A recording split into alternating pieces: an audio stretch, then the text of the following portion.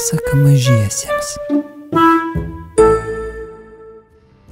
Vytautas V. Landsbergis. Kaip pelytė Zita žmogumi pavirto. 4 dalis. Atsisveikino bičiuliai su liūdnojo narcizo mūza ir patraukė toliau. Jau laukė tolimas kelias vamzdynais į namo rūsį. Eidami pašnibždom kalbėjosi. Ar žinai, kaip rasti raganos buveinę? Ne, o tu? Aš irgi ne, tą vietą esu tik sapnavusi, tiesa, mama kartais iš rūsio parneždavo skanios augienės ar daržovių, jos būdavo šaltos ir kvepėdavo žeme.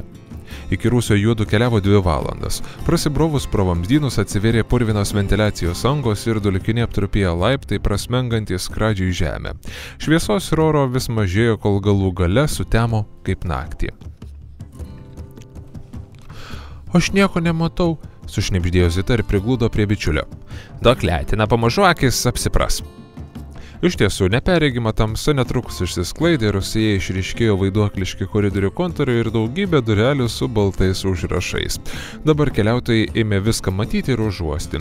Už šių durų sukrauti žieminiai drabužiai, slėdės rogės, už jų alyvuotos mašinų detalės, varžtai ir įrankiai.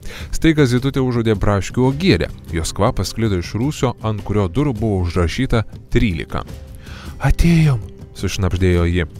Čia turiu su tavimi atsisveikint, tarė Luisas ir paleido Zitos letiną. Toliau eisi viena.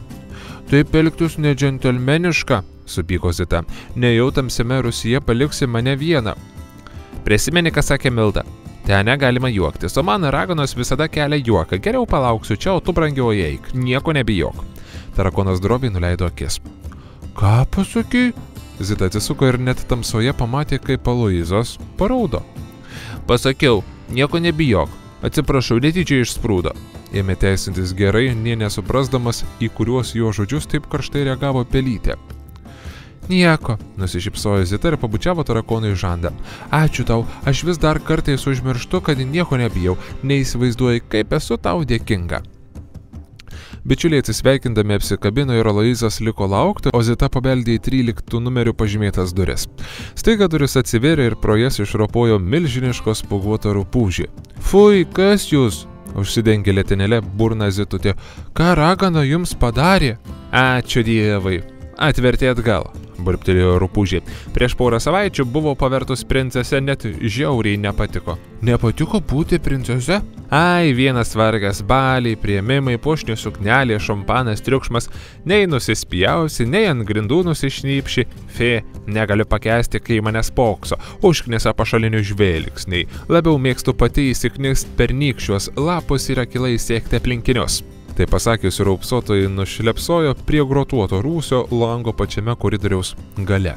Nejaugi mano eilė, sušnibždėjo Zita ir apsidairė, o aplinkui negyvos dvasios.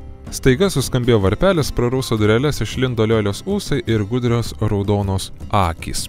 Ar yra laukiančių? Paklausė Kimio balsą. Prašom užeit, nebijokit, neskaudės ėskint ant braškio triletrinio. Užsirapštė Zita ant stiklainio ir neramiai apsidairė. Sienos kryžiuočių voratinkliais nukabinėtos, ant stalo dega stora žvakė, lentynose aštrus metaliniai įrankiai, viskas kaip sapne. Kuo galėčiau būti naudinga? Matot, aš esu pelytė Zita, gyvenu šiame name. Vos pralemeno Zitutė. Gali nepasakot, nutraukė žiurkė.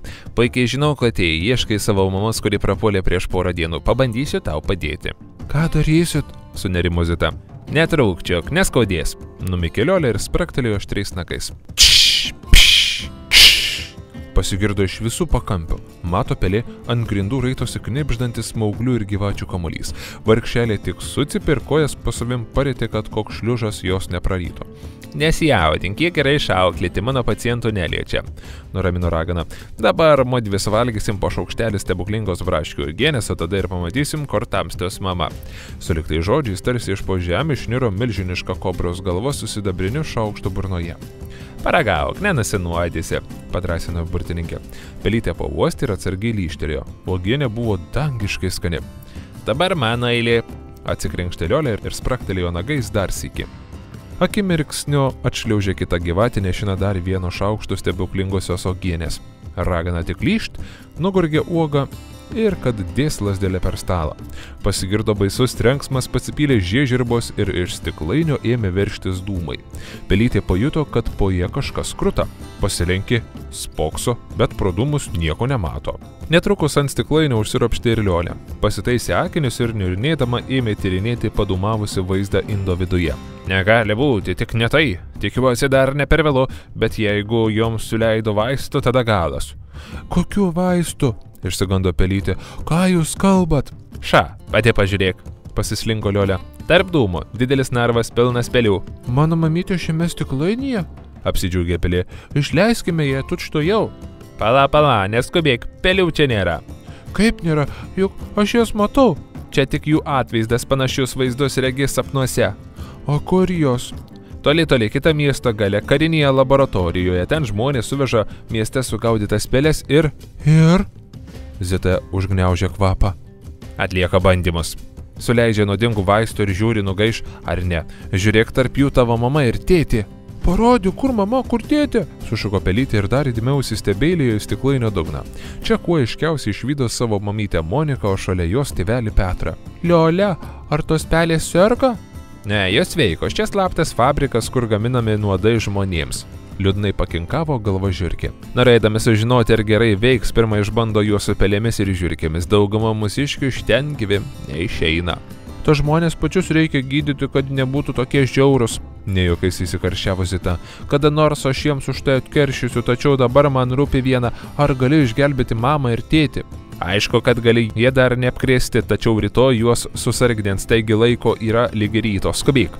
O kaip aš rasiu vaistų fabriką? Jis yra toli kitame miesto gale, jei keliausiai pešiomis gali pakliūti po mašiną arba patekti katino į nagus, geriausiai būtų skristi. Bet aš nemoku. Nieko tokio, paversiu tave žvirblį arba varną ir tu lengvai tenai nuskrisi, bet ne, tada tėvai tavęs net pažins. Staiga Liolei toptelėjo puikiai mintis. Žinau, ką daryti. Ant mūsų namo stogo gyvena varnas Krankaitis. Nunešk jam linkėjimus nuo manęs ir šį džiovintą sūrį jis kaip mat tave nuskraidins į karinę laboratoriją. O kaip aš jį surasiu? Pasakysi slaptažodį. Šarkelė, varnelė, kame tavo nameliai? Ir varnas atsilieps. Aš visada jį taip susirandu, o dabar ir bėk. Paragino Liolė ir trinktelėjo lasdelę per stalą. Pasigirdo baisus trenksmas, pasipylė žiežirbos, pasklido dūmai ir Pelytė atsidūrė kitoj durų pusėje. Pasipurtė, žiūri, šalia stovi ištikimasis Aloyzas ir linguoja ūsais, tarsi nieko nebūtų įvykę. Tai ko tokia pastirus? Prunkštelėjo į saują tarakonas. Gal susijuokė netyčia? Ką tu? Buvo taip baisu, kad vos nenumiriau. Įsivaizduok, stebuklingame braškių augienės stiklainėje pamačiau mamą su tėčiu. Jie gyvi ir sveiki, bet jiems gresia didelis pavojus. Kur jie? Nesusigaudė Aloyzas. Kokiame stiklainė? Jie ne stiklainė, o dideliam geležiniam narve pilname pelių. Tas narvas uždarytas karinėje laboratorijoje pačiame miesto pakrašty. O kaip ten patekti? Teks skristi. Atleiskite, bet aš neskraidantis tarakonas. Net pašoko Dziobo. Aš paprastasis, rudasis šiaukšlininkas. Nusiramink. Mus nuskraidins varnas Krankaitis, kuris gyvena ant stogo. Susijaudinusi bėrė žodžiu Zita. Laiko turim nedaug, nes rytą mano tėveliai bus susargdinti baisia nepagydoma liga. Tai ko laukim, bėgte marš ant stogo. Sukomandavo tarakonas Aloyzas ir puolė kepurinėtis vamzdžiais į viršų į namo pastogę, kur švilpauja vėjai ir kur Dzioba dar niekada nėra buvęs. Pelytė vos spėjo iš paskos. Užsiropštė ant stogo, juodu net aiktelėjo. Aik, tu savo kaip gražu. Reikėtų sakyti eiktų, bet jie matyt per skubėjimą susipainioja.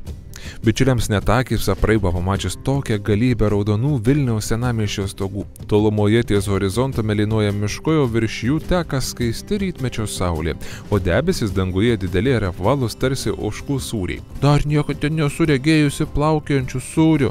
Zita net apsiašarojo. Kaip norėčiau jų paragauti. Ir kada graudintis pasigrožėsim, kai tavo tėvelius išvaduosim. Eik į kairę, o aš į dešinę, įsakė tarakonas ir strimgalviais puolė dešinėn už kamino. O Zita pasukusi kairėn ėmė niuniuoti slaptažodį. Šarkelė, varnelė, kame tavo nameliai? Tyla. Tik šiaurės vėjas kedena Zitos kailiuką. Tolumoje pastogė naršo Aloyzas, net čerpės kilnojas ir staiga iš kažkur atsklinda duslus balsas, tarsi vėjas su Zita žaistų slėpynės. Mano dailus rūmai po Lazdino krūmo. Zitai žaidimas ima patikti ir ji vis klausinėdama tykiai sėlina paslaptingojo balso pusėn. O kur tas lazdynas? Iš kitos pusės ataidė. Žirgelis pagraužė. Na, palauk, slapuk, vis tiek tave prigriepsiu, niurna panosim Zita. O kur tas žirgelis? Keleliu nubėgo, o kur tas kelelis karkleliais užaugo, o kur tie karkleliai ožkelis nugriaužė, o kur tos ožkelis vilkelis papjovė, o kur tas vilkelis varnas užkapojo, o kur tas varnelis savo troboj miego, o kur jo trobelė, to prie jos stovi. Pelytė žvilgti, iš kur sklinda balsas, ir už kamino aptinka juodą landą. Radau, Aloyzai, bėk šiandien, regis Krankaitis tupi šitoj skėlė ir kranksi. Atskodė Dzioba ir nieko nelaukdama šmurkštelėjo paslaptingoje landynėn. Varno krankimas liovėsi ir netrukus iš olos išlindo didelis juodas paukštis su Aloyzu snape. Paleiskit mane, klykė ne savo balsu Dzioba, mataruodamas kojomis. Aš ne pusryčiai, aš nuodingas tarakonas, jums pilvas kodės, vidurius paleis. Krankaitis išspjovė Aloyzą ir klausė. Labas rytas sukramtytas, tai ką man dabar pusrytėliams sukrimsti, jei tamsta nevalgomas, gal jūs gerbiamoji? Varnas grėsmingai pasisuko į Zitutę.